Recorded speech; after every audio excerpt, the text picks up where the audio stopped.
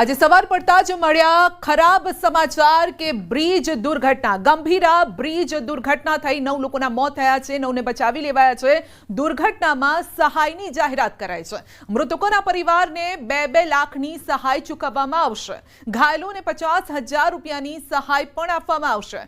PM મોદીએ પણ દુર્ઘટના પર દુઃખ વ્યક્ત કર્યું છે। તેમણે ટાંક્યું છે કે ગુજરાતના વડોદરા જિલ્લામાં પુલ તૂટી પડવાથી થયેલા જાનહાનિ ખૂબ જ આ દુઃખદ ઘટના છે। જેમણે પોતાના પ્રિયજનો ગુમાવ્યા છે તેમના પ્રત્યે સંવેદના પણ વ્યક્ત કરી છે। ઘાયલો જલ્દી સ્વસ્થ થાય તેવી પણ પ્રાર્થના પીએમ નરેન્દ્ર મોદીએ કરી છે।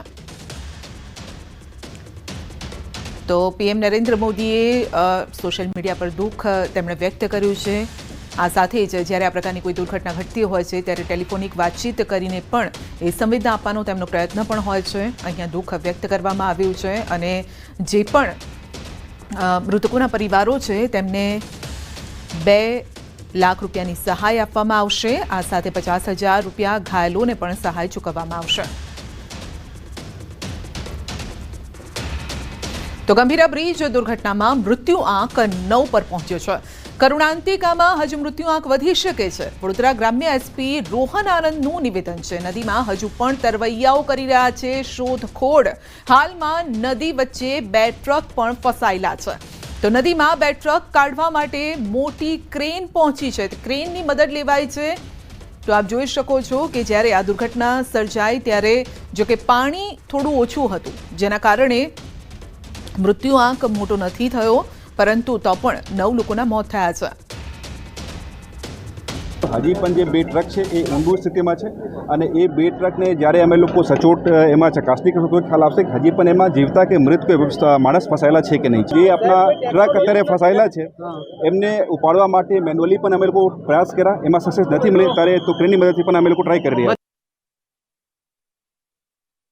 છીએ। દુર્ઘટનામાં 9 લોકોના મોત થયા છે। 2 ટ્રક હજુ પણ મહીસાગર નદીમાં ફસાયેલા છે જ્યાં દુર્ઘટના સર્જાઈ કારણ કે બ્રિજ વચ્ચેથી જ તૂટી પડ્યો હતો। અનેક વખત રજૂઆત કરવામાં આવી હતી કે બ્રિજનું સમારકામ કરવામાં આવે અથવા તો બ્રિજને નવેસરથી પણ બનાવવાની જરૂરિયાત હોય તો તે પણ કરવામાં આવે, પરંતુ તંત્રએ તે વાતને ધ્યાને ન લેતા આ દુર્ઘટના સર્જાઈ છે। જો કે સવારનો સમય હતો માટે જે જાનહાનિ થવી જોઈએ એ સુધી કદાચ નથી પહોંચી શક્યું, પરંતુ રાહતની વાત એ છે કે સવારના સમયના કારણે મોટી દુર્ઘટના થતા અટકી ગઈ છે।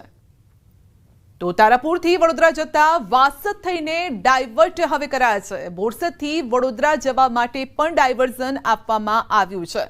તો નાના વાહનોને ઉમેટા બ્રિજથી ડાયવર્ઝન અપાયું છે। ગંભીરા બ્રિજ તૂટતા વૈકલ્પિક રસ્તાઓ પણ જાહેર કરવામાં આવ્યા છે। વૈકલ્પિક માર્ગ પર વાહનો ડાયવર્ટ કરવામાં આવ્યા છે।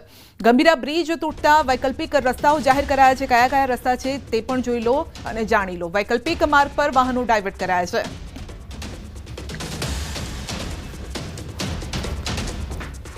તો અલગ અલગ રસ્તાઓ છે ક્યાંથી જઈ શકાય છે, કેટલો લાંબો ફેરો કરવો પડી શકે છે એ જોઈ લો। જો કદાચ તમે એ તરફ જતા હોય તો તમારે આ ખબર જાણવી જરૂરી છે કારણ કે જે ગંભીરા બ્રિજ તૂટ્યો છે એ કઈ જગ્યા છે આપ જોઈ શકો છો કે આ જે આ મહીસાગર નદી દેખાઈ રહી છે અને આ મહીસાગર નદી પરનો આ જે બ્રિજ છે તે તૂટ્યો છે જેના કારણે અહીંયાથી હવે ડાયવર્ઝન કઈ રીતે અપાયું છે તો મેપ પરથી અમે આપને બતાવી રહ્યા છે કે જો આપે જવું હોય આગળ તરફ એટલે કે વડોદરાથી આણંદ તરફનો જવાનો જે રસ્તો છે એ કંઈક આ રીતે છે કે અહીંયાથી 50 કિલોમીટરનું જે આખું અંતર છે તે તમારે કાપવું પડે છે। ઉમેટા સિંધરોડ થઈને તમારે આગળ જવું પડે છે। આણંદ જિલ્લા સુધી જવું હોય તો આ રસ્તો તમારે કાપવો પડે એ પ્રકારની પરિસ્થિતિ છે। અને કેમ આટલું લાંબુ અંતર છે? કારણ કે અહીંયા બ્રિજ દુર્ઘટના સર્જાઈ છે। જે નાનું અંતર હતું તે હવે લાંબુ થઈ ગયું છે, એટલે કે આણંદનો જે આખો વિસ્તાર છે વડોદરાથી આણંદ તરફ જવું હોય તો ઉમેટા સિંધરોડ થઈને જવું પડે એ પ્રકારની પરિસ્થિતિ અત્યારે આવી ચઢી છે। તો વાહનો ડાયવર્ટ કરાયા છે। તારાપુરથી વડોદરા જતા વાસદ થઈને ડાયવર્ટ કરાયા છે। બોરસદથી વડોદરા જવા માટે પણ ડાયવર્ઝન આપવામાં આવ્યું છે અને નાના વાહનોને ઉમેટા બ્રિજથી ડાયવર્ઝન અપાયું છે। તો ભારે વાહનોને વાસદ રૂટનો ઉપયોગ કરવો પડશે। ઉમેટા બ્રિજ ભારે વાહનો માટે પ્રતિબંધિત છે। તો ઉમેટા બ્રિજ ભારે વાહનો માટે પ્રતિબંધિત કરાયો છે કારણ કે એ બ્રિજ પણ કદાચ એટલી ક્ષમતા લઈ શકે એ પ્રકારનો બ્રિજ નથી, માટે નાના વાહનો ઉમેટા બ્રિજથી જઈ શકે છે। પાદરા તાલુકાથી આણંદ જિલ્લાને જોડતો ગંભીરા બ્રિજ જે છે તે આજે વહેલી સવારે ધરાશયી થઈ ગયો। ત્યારે સમગ્ર ઘટનાની વાત કરીએ તો અત્યારે બપોરના 12:30 વાગ્યા છે અને બપોરના 12:30 વાગ્યા સુધીમાં લગભગ 9 જેટલા મૃતદેહ છે તે નદીમાંથી બહાર કાઢવામાં આવ્યા છે અને 9 લોકોને સહી સલામત રીતે બચાવી લેવામાં આવે છે। તેમને જુદી જુદી હોસ્પિટલમાં સારવાર જે છે તે આપવામાં આવી રહી છે। બીજી મહત્વની વાત કે વડોદરા જિલ્લા કલેક્ટરે ખૂબ જ મોટું અને મહત્વનું નિવેદન આપ્યું કે આખી જે ઘટના બની તેમાં 2 truck, 1 Eeco car, 1 pickup van, 1 rickshaw અને અન્ય કેટલાક વાહનો જે છે તે પાણીમાં ડૂબ્યા હતા। ત્યારે તાત્કાલિક ધોરણે તંત્ર દ્વારા રેસ્ક્યુની કાર્યવાહી શરૂ કરવામાં આવી। સ્થાનિક લોકોનો ખૂબ જ મહત્વનો રોલ જે છે આખા રેસ્ક્યુમાં કહી શકાય, કારણ કે સ્થાનિક લોકોએ પોતાના જીવની પરવા નથી કરી અને અન્ય લોકોના જીવ બચાવવા માટે તેઓ તાત્કાલિક નદીમાં છલાંગ લગાવીને પહોંચી ગયા હતા અને લોકોના રેસ્ક્યુ કરવાની પ્રક્રિયા જે છે તે સ્થાનિક લોકો દ્વારા કરવામાં આવી હતી। કલાકો વીતી ગયા, હજુ સુધી રેસ્ક્યુ ઓપરેશન ચાલુ છે। અંદર કેટલા મૃતદેહ છે તેનો અંદાજો લગાવી શકાય તેમ નથી, કારણ કે વાહનો પાણીમાં ડૂબેલા છે અને બ્રિજની પરિસ્થિતિ અત્યારે તમને બતાવવાનો પ્રયત્ન કરી રહ્યા છીએ કે તમે જોઈ રહ્યા છો કે એક ટ્રક જે છે તે બ્રિજ પર લટકી રહ્યું છે અને એક બાઇક પણ ત્યાં લટકતી હાલતમાં જોવા મળી રહ્યું છે। બ્રિજ ક્ષતિગ્રસ્ત છે એવું સ્થાનિક લોકો દ્વારા છેલ્લા 5 વર્ષથી તંત્રને રજૂઆત કરવામાં આવતી હતી, પરંતુ ઊંઘતું તંત્ર જાગ્યું નહીં અને આખરે આજે નિર્દોષ લોકોની આંખો હંમેશા માટે બંધ થઈ ગઈ છે। ત્યારે આજે વાહનો, હેવી વ્હીકલ્સ, ટ્રક જે પાણીમાં ડૂબેલા છે તેને બહાર કાઢવા માટે અત્યારે ક્રેનની મદદ લેવામાં આવી રહી છે અને સ્થાનિક લોકો પણ પ્રશાસનની મદદ કરી રહ્યા છે। હાર્દિક દીક્ષિત, ન્યૂઝ 18 ગુજરાતી, વડોદરા। તો આ અંગે જ વધુ માહિતી મેળવીશું। જનક જાગીદાર આપણી સાથે જોડાઈ ગયા છે। જી જનક, વડોદરા આણંદને જોડતો આ બ્રિજ છે, ગ્રામ્ય વિસ્તારના લોકો આ બ્રિજનો ખાસો ઉપયોગ કરતા હોય છે, હેવી વાહનો પણ આનો ઉપયોગ કરતા હોય છે કારણ કે ટ્રાન્સપોર્ટેશન ઇઝી થઈ જતું હોય છે। સવાલ અત્યારે એ છે કે આ બ્રિજ હવે તૂટી ગયો છે, અપડેટ શું છે અને કયા રસ્તેથી હવે બીજા લોકોએ જવું પડશે, ડાયવર્ટ કઈ રીતે કરાયા છે રસ્તાઓને? ચોક્કસ સંધ્યા, આ આણંદ જિલ્લાનું આંકલાવ તાલુકાનું ગંભીરા ગામ ને એના પર આ ગંભીરા બ્રિજ નામકરણ થયું હતું। લગભગ 40 વર્ષ જૂનો આ બ્રિજ આજે સવારે આ બ્રિજ સીધો વડોદરા ગ્રામ્યનું મુજપુરાને કનેક્ટ કરે છે, ત્યાંથી ભરૂચ થઈને સાઉથ ગુજરાત એટલે દક્ષિણ ગુજરાત સુધી પહોંચે છે, આ તરફ સૌરાષ્ટ્રને કનેક્ટ કરે છે। એટલે આ બ્રિજ એ વાહનોથી ધમધમતો બ્રિજ છે। હું ચોક્કસ દ્રશ્યમાં બતાવવા માંગીશ કે આ લોકમાતા મહીસાગર નદી છે અને એના પર આ બને કે ચોક્કસ આ જે બ્રિજ તૂટેલો છે આ દેખાય છે। આજે સ્થાનિક લોકો અહીંયા ખૂબ મોટી સંખ્યામાં છે અને ટ્રાન્સપોર્ટેશનની જો વાત કરીએ તો ટ્રાન્સપોર્ટેશનની ચોક્કસ અસર થવાની જ છે, કારણ કે જે સૌરાષ્ટ્રનો જે ટ્રાન્સપોર્ટેશન છે અત્યારે જે માહિતી છે એ તારાપુરથી વાસદ થઈ અને બરોડા અને આગળ દક્ષિણ ગુજરાત, અહીંયા સ્થાનિક લોકોને બરોડા જવું હશે તો એમણે પણ વાસદ થઈને જ જવું પડશે, કારણ કે બોરસદ, આંકલાવ, આ તરફ ખંભાત, એ ઘણા તાલુકાના લોકો એ આ બ્રિજનો વડોદરા અને દક્ષિણ ગુજરાત ભરૂચ તરફ જવાનો એક ઉપયોગ કરતા હોય છે।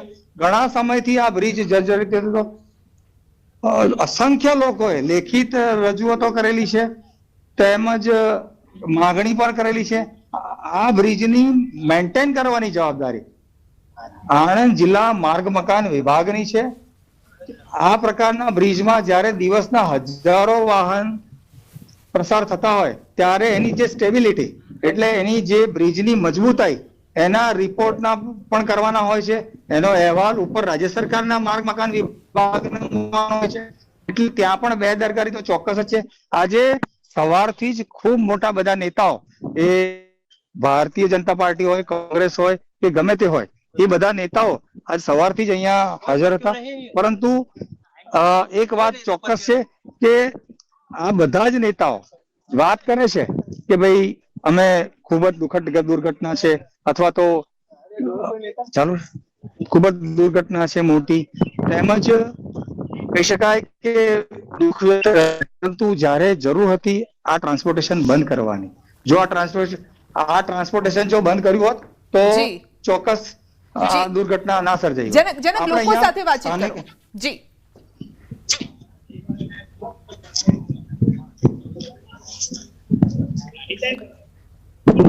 જનક, લોકો પાસેથી પણ જાણવું છે, આંખો દેખ્યો અહેવાલ, લોકોએ શું જોયું હતું એ સમયે, આ બ્રિજને કઈ રીતે લોકો માને છે? ચોક્કસ આપણી સાથે અહીંયા અસંખ્ય લોકો છે, આપણે એમની સાથે વાત કરીએ। સ્થાનિક આ જે મહીસાગરના કિનારાના ગંભીરાની આજુબાજુના ગામના લોકો જે છે આપણે એમની સાથે રૂબરૂ વાત કરીએ। શું નામ છે તમારું અને આ દુર્ઘટના વિશે શું કહો છો? અજય કુમાર પડિયાર છે. આ દુર્ઘટના એક સરકારી તંત્રનો જ વાંક છે આની અંદર. કારણ કે વારંવાર રજૂઆત કરવા છતાં 2021માં પણ જણાવ્યું કે આ પુલ ખરો તે જર્જરિત હાલતમાં છે. વારંવાર રજૂઆત કરી સ્થાનિક આગેવાનોએ પાદરા તાલુકાના હોય કે આંકલાવ તાલુકાના હોય, પણ છતાં પણ તંત્ર દ્વારા કોઈ પગલાં લેવામાં આવે નહીં. જ્યારે ચોમાસું આવે ત્યારે ખાલી પાટાપિંડી એકલી કરી દે રોડ પર, અને પછી વધારે વરસાદ પડે એટલે પુલની હાલત એની એ થઈ જાય. અને આ બ્રિજ છે એ મધ્યમ વર્ગ માટે જીવાદોરી સમાન. કારણ કે આંકલાવ બોરસદ તાલુકાના જે યુવા વર્ગ ખરો તે રોજગારી માટે કંપનીઓમાં આ બ્રિજ પરથી અવર જવર કરતો. હવે આ લોકોને ક્યારે જશે એનો પ્રશ્ન છે. કારણ કે બીજો બ્રિજ છે ઉમેટા, એ પણ અત્યારે જર્જરિત સ્થિતિમાં જ છે. હવે જો એ બાજુ જવું હોય તો 40 કિલોમીટરનો ફેરો પડશે આ લોકોને. તો હવે જે ભણવા જતા બાળકો એમને ક્યારે જવું એ પણ એક અત્યારે પ્રશ્ન થઈ ગયો છે. તો આને તંત્ર દ્વારા વહેલી તકે સોલ્વ થાય આનો પ્રોબ્લેમ, તો એવી માંગ છે. આપણી સાથે અહીંયા એક રાજકીય આગેવાન છે, આપણે એમનું નામ પૂછીએ. તમારું શું નામ છે, શું હતો? મારો પડિયા દીપક કુમાર ઈશ્વરભાઈ. હું ગંભીરા ગામનો રહેવાસી, મારો કારોબારી અધ્યક્ષ છું અને તાલુકા પંચાયતમાં પંચાયત સભ્ય પણ છું. અહીંયા સવારે 7:30 વાગે ગંભીરા અને મુજપુરને જોડતો બ્રિજ 7:30 વાગે આ ઘટના બની. અને આ ઘટનાની આ બ્રિજની અવધિ લગભગ 85 સાલથી આ જ્યારે બ્રિજ બન્યો એની અવધિ પૂરી થઈ ગઈ હતી. અને વારંવાર નાના મોટા સામાજિક કાર્યકર્તાઓ અને ન્યૂઝના મિત્રો જેમ કે પાદરા શહેરના ભાવિન પાટણવાળાથી લઈને બજાય નાના મોટા સામાજિક કાર્યકર્તાઓ વારા ઘડીએ રજૂઆત કરવા, તેમ છતાં તંત્રએ કોઈ નોંધ લીધી નહીં. અને આ કોને કારણ રાખી અને સરકારે ફક્ત ને ફક્ત એના તાઇફાઓમાં ખર્ચાઓમાં જે પૈસા વેડફ્યા, જો પ્રજાના પૈસા આજે વેડફ્યા હોત તો આ હોનારતને ટાળી શક્યા હોત. અને પૂર્વ ધારાસભ્યજી જસપાલસિંહ પડિયાર, અમિત ચાવડા આ બધાએ રજૂઆત કરવા છતાં કેન્દ્રમાં સરકાર ભાજપની હોવાથી ભાજપ સરકારે પરોક્ષ રીતે પક્ષપાત રાખીને આ બ્રિજ મંજૂર કરાયો નથી અને આની કોઈ તકેદારી લીધી નથી, જેથી આજે આ ઘટના બનવા પામી છે. અને નાના મોટા આ બ્રિજ પરથી નાના મોટા શાકભાજીના વેપારીઓ પાલવા જતા હોય છે, જેમાં આંકલાવ તાલુકાના સમગ્ર ગામના આગેવાનો અને શાકભાજીના વેપારીઓ તેમજ બેરોજગાર આપણે યુવાઓ કહેવાય છે તે નોકરી માટે કોન્ટ્રાક્ટમાં જાય છે. અને જે સામાન્ય નાના લોકો છે એ 200-400 માં નોકરી કરતા છે. અને એ લોકોએ પણ અહીંયા આગળ કેટલી વખત લાઈવ કરી અને સરકારને જણાવવાનો પ્રયત્ન કર્યો, પણ સરકારે કોઈ આની નોંધ લીધી નથી. તો ખૂબ ગંભીર આક્ષેપ છે એના લોકોનો કે ભાઈ પક્ષપાત રાખવામાં આવી છે. કારણ કે આ આખો વિસ્તાર છે એ કોંગ્રેસનો વિસ્તાર છે. આમણે ચોખ્ખો આક્ષેપ કર્યો છે કે રાજ્ય સરકારે એક ભેદભાવ રાખ્યો છે. જ્યાંથી આ બ્રિજ તૂટ્યો હતો એ થોડુંક બતાવશો. એની આજુબાજુના પાયા પણ શું ડગમગી ગયા છે, કઈ પરિસ્થિતિમાં આ બ્રિજ તૂટ્યો છે એ પણ થોડું બતાવજો. લોકોને કદાચ આ વિશે જાણ હોય તો એ એમની સાથે પણ વાતચીત કરી શકો છો. હજી ચોક્કસ સંધ્યા, અત્યારે એક મર્યાદા એ છે કે મહીસાગરનો પટ જ છે, આ દ્રશ્યમાં દેખાય છે કે આ મહીસાગરનું પાણી છે અને ઉપર આપેલી ક્રેન દેખાય છે ચોક્કસ દ્રશ્યમાં કે જ્યાં બ્રિજ તૂટેલો છે. અને હાલ અહીંયા સ્થાનિકો ખૂબ બધા અહીંયા મોટી સંખ્યામાં છે. એટલે આ સ્થાનિકોનું કહેવું છે કે ભાઈ અહીંયા આ બ્રિજનું વ્યવસ્થિત સમારકામ નથી. જો કે બીજા પિલરો છે એ ચોક્કસ થોડા ડગમગી ગયા છે. આ જે બ્રિજ તૂટ્યો છે એની પછીનો 1, 2, 3 એ 3 પાયા બી જે એના બ્રિજ પર ટક્યા છે એ બી તમને જર્જરિત જેવા દેખાય છે. એક થોડી મર્યાદા છે કે ખૂબ ક્લોઝ નથી જવાયું, કારણ કે અહીંયા ખૂબ કાદવ પણ છે. એની પાછળ એટલે પેલી સાઈડ પાદરા સાઈડે પણ બીજા 4 પાયા છે, એ પણ એ રીતના જાણે ડગી ગયા એવું દ્રશ્યમાં ચોક્કસ એવું આપણે માની શકીએ છીએ. દિવસમાં કેટલા વાહનો અહીંથી અવરજવર કરતા હશે, જે રીતે ભાઈ પણ જણાવી રહ્યા છે. કારણ કે એક તરફ આણંદ છે, બીજી તરફ વડોદરા છે, એટલે એક તરફ ગ્રામ્ય વિસ્તાર છે, બીજી તરફ શહેરી વિસ્તાર છે. અને ગ્રામ્ય વિસ્તારમાંથી જે રીતે કહ્યું કે અભ્યાસ માટે હોય, નોકરી માટે હોય, સામાન્ય ઘરના જે દીકરા દીકરીઓ હોય છે જતા હોય છે. કેટલા વાહનો અહીંયાથી રોજ અવરજવર કરતા હશે? અને આ દુર્ઘટના સવારના સમયે બની છે. જો કદાચ બપોરના સમયે બની હોત તો આ જાનહાનિનો આંકડો કદાચ મોટો પણ હોઈ શકત. ચોક્કસ સંધ્યા, આ કેટલા વાહનો, હજારોની સંખ્યામાં. હું તમને એક બહુ સ્પષ્ટ વાત અહીંયા છે, વડોદરા જીઆઈડીસી નો જે ગુડ્સ કેરિયર્સ જે બધી ટ્રકો હોય છે એ હજારો ટ્રકો અહીંયાથી આણંદ થી સૌરાષ્ટ્ર તરફનો એ લોકો માર્ગ પકડે છે.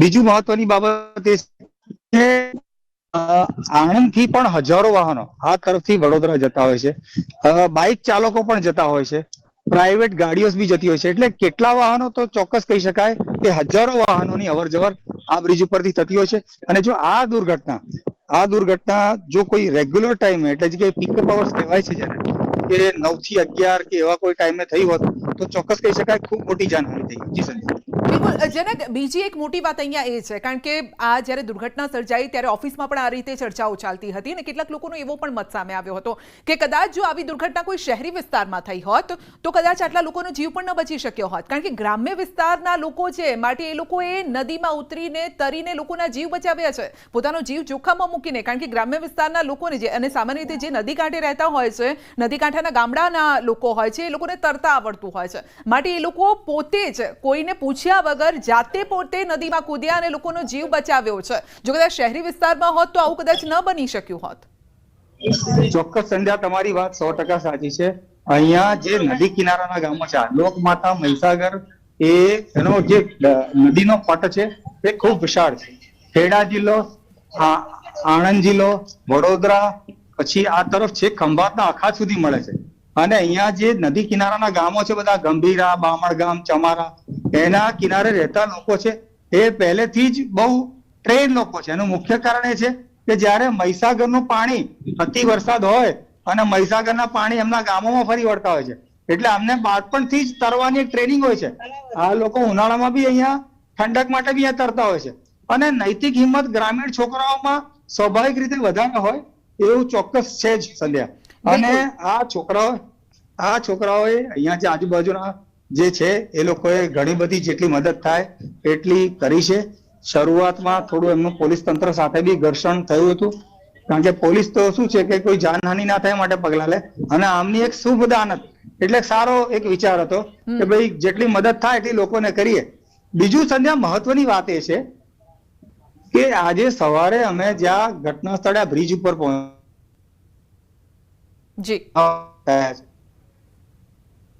જી બિલકુલ, આપનો આભાર. અમારી સાથે જોડાવા બદલ. સતત આપની પાસેથી અપડેટ પણ લેતા રહીશું. આ સાથે મહત્વપૂર્ણ સમાચાર એ પણ આવ્યા છે કે ગંભીરા બ્રિજ અંગે કોંગ્રેસ નેતા અમિત ચાવડાનું નિવેદન. અનેકવાર રજૂઆત કરવા છતાં સરકારે વાત ન માની અને ન સાંભળી હોવાનો આક્ષેપ કર્યો છે. ઘટનાની તપાસ કરવા માટે માંગ કરી છે અને સાથે તાત્કાલિક વૈકલ્પિક વાહન વ્યવહારની વ્યવસ્થા કરવા માટે પણ માંગ કરી છે કોંગ્રેસ નેતાએ. તો કોંગ્રેસ નેતાના બ્રિજ દુર્ઘટના મામલે આરોપ પણ છે. અમિત ચાવડાએ દુર્ઘટના અંગે व्यक्त કર્યું છે दुख. हमने सरकार से बार बार मांग की थी, लोगों ने भी सरकार को लिखित तौर पे बार बार रजूआत की थी कि ये ब्रिज की हालत ठीक नहीं है, उसकी मरम्मत होनी चाहिए, उसकी जो टाइम लिमिट है वो खत्म हो चुकी है, तो उसके लिए नया ब्रिज बनाने की तजवीज होनी चाहिए. लेकिन सरकार ने किसी की नहीं सुनी, सरकार ने उस पर कोई ध्यान नहीं दिया. उसकी वजह से आज ये दुर्घटना हुई है. हम सरकार से उसकी इंक्वायरी की डिमांड करते हैं.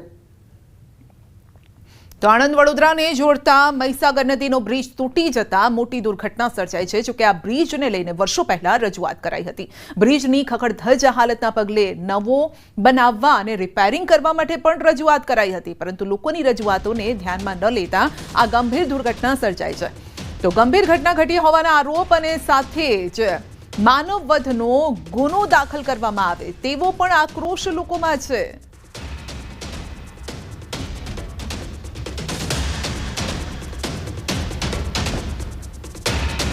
તો બ્રિજ નવો બનાવવામાં આવે અથવા તો રિપેરિંગ કરવામાં આવે તેવી રજૂઆત તો લગભગ 3-4 વર્ષથી થઈ રહી છે. કેટલાક લોકો કહી રહ્યા છે કે 5 વર્ષથી અમે રજૂઆત કરી રહ્યા છે.